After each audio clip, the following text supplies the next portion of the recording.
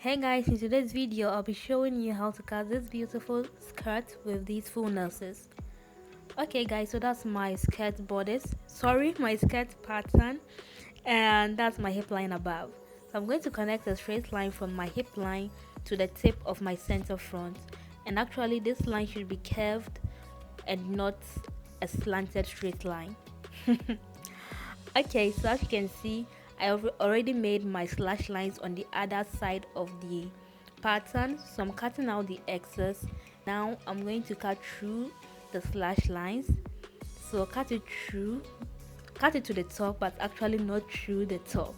I hope I'm making sense. Alright, so that's it.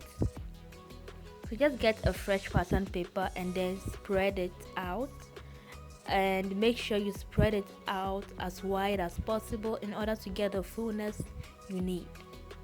Alright, so that's it. I'm now tracing it onto my fresh pattern paper, and do add your seam allowances all around. That's seam allowance for neatening your raw edges and also your allowance for joining. I hope you're getting me. Okay, so that's it, and you can see I've indicated 5 and 1 on the ends of the pattern, and this is to indicate which side is going down and which side is meeting the hip line.